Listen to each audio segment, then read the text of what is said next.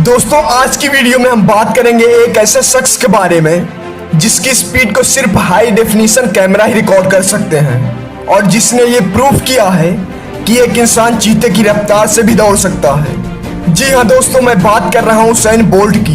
पर दोस्तों आपको ये जानकर हैरानी होगी कि जिस गांव में उसैन बोल्ट का जन्म हुआ था उस गांव में ना ही बिजली थी और पीने का पानी भी ना के बराबर था और उनका परिवार भी बेहद गरीब था। इसके बावजूद भी उसैन बोल्ट ने 3 ओलंपिक में 8 गोल्ड मेडल जीतकर ये साबित कर दिया कि अगर आपके अंदर दिल से कुछ कर जाने की ख्वाहिश है तो इस दुनिया में कुछ भी इम्पॉसिबल नहीं है। तुम्हें कोई नहीं रोक सकता, ना तुम्हारी बुरी परिस्थितियां और ना ही तुम्हारी गरीबी। दोस्तों उसैन बोल्ट कहते हैं कि आज मैं जो कुछ भी हूँ अपने कोच मिल्स की वजह से हूँ, क्योंकि उन्होंने ही मुझे एक लड़खड़ाते हुए तुच्छ से स्प्रिंटर से एक वर्ल्ड चैंपियन बनाया है, जिसका आज भी पूरी दुनिया गुणगान कर रही है। क्योंकि जब उसैन बोल्ट रनिंग की ट्रेनिंग करते थे तो वो कितनी अच्छी रनिंग क्यों न कर लें, पर जब वो अपने कोच से पूछते थे तो उनके कोच कभी भी ये नहीं कहते थे कि इस बार तुमने काफ़ी अच्छी रनिंग की है। वो हमेशा कोई ना कोई कमी निकाल कर बोल्ट को और बेहतर करने के लिए बोलते थे। शायद एक कोच का यही काम होता है। उसैन बोल्ट के कोच मिल्स ये भी कहते हैं कि अगर आपको लंबा जीतना है तो सबसे पहले आपको छोटी छोटी हार को स्वीकार करना होगा, उन्हें पहचाना होगा, मतलब उनसे सीखना होगा। इसके बाद ही आप एक चैंपियन बन सकते हो। जब 2004 के ओलंपिक में घुटनों में इंजरी होने की वजह से उसैन बोल्ट को ओलंपिक में पार्टिसिपेट करने से मना कर दिया था, वो बिना दौड़े ही हार गए थे। पर उसैन बोल्ट को अपने कोच मिल्स की बात याद थी कि एक दिन चैंपियन बनने के लिए छोटी छोटी हार का सामना करना ही पड़ता है, और वो बिना कुछ सोचे ही अगले ओलंपिक के लिए तैयारी करने लगे। एक बार उसैन बोल्ट से किसी ने ये पूछा कि आप स्प्रिंटिंग को कितना आसान बना देते हो। जब मैं आपको दौड़ते हुए देखता हूँ तो ऐसा लगता है कि स्प्रिंटिंग बेहद आसान है, पर रियलिटी में ऐसा बिल्कुल भी नहीं है। स्प्रिंटिंग एक बहुत ही टफ कंपटीशन में से एक है।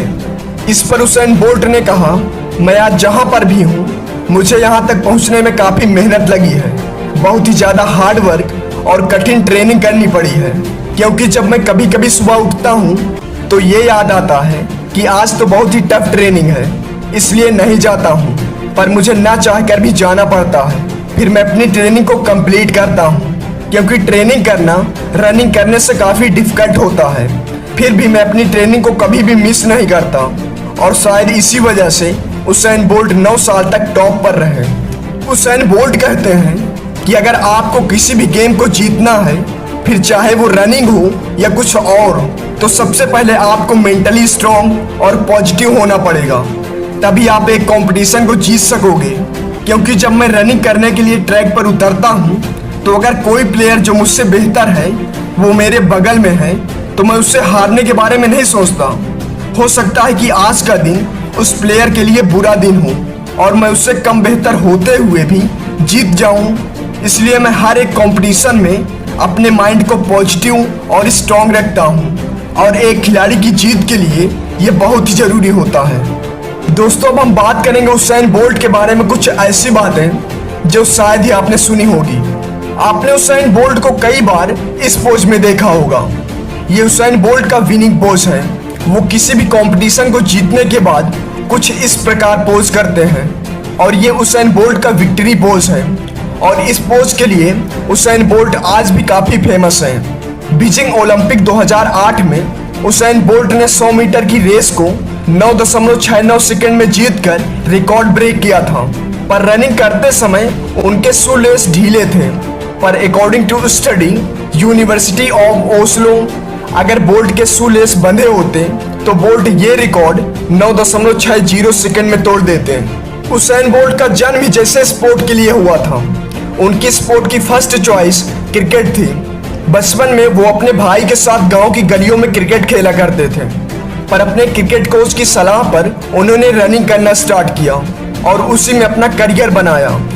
उसैन बोल्ट कहते हैं कि अगर आज मैं एक स्प्रिंटर ना होता तो एक बहुत ही अच्छा बॉलर होता।